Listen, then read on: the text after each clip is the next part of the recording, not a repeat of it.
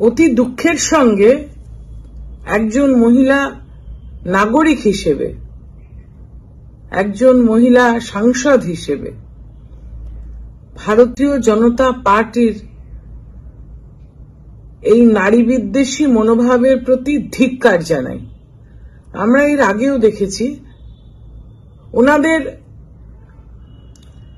প্রধানমন্ত্রী এসে আমাদের সর্বভারতীয় সভানেত্রী, ভারতবর্ষের একমাত্র মহিলা মুখ্যমন্ত্রীকে টিটকিরি করেছেন, দিদি দিদি বলে ওনার বিরুদ্ধে জনমত গড়ে তোলার চেষ্টা করেছেন। তার জবাব বাংলার মানুষ দিয়েছে। আজকে আমরা শুনলাম ওনাদের যিনি রাজ্য সভাপতি, তিনি বেশে বাংলার মহিলারা যারা 100 দিনের কাজের অর্থ থেকে বঞ্চিত 3 বছর ধরে, আমাদের সর্বভারতীয় তৃণমূল কংগ্রেসের সাধারণ সম্পাদক তিনি বলছেন যে এই টাকা মানুষের টাকা ফেরত দাও, এবং তিনি ধর্ণা দিয়েছেন, কলকাতাতে ধর্ণা দিয়েছেন, দিল্লির বুকে রাজঘাটে।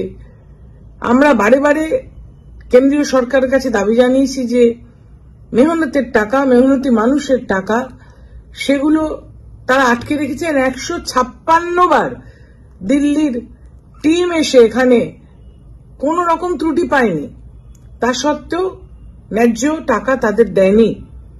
সেটা নিয়ে বিক্ষোভ দেখাচ্ছিলেন মহিলারা। তাদেরকে তাদের উদ্দেশ্যে সুকান্ত মজুমদার, ভারতীয় জনতা পার্টির রাজ্যের সভাপতি, জিহাদি বলছেন, অত্যন্ত অবমাননাকর। তার বিরুদ্ধে কঠোর শাস্তির দাবি জানায় এবং আমরা চাই যে তাকে এক্ষুনি বরখাস্ত করা হোক।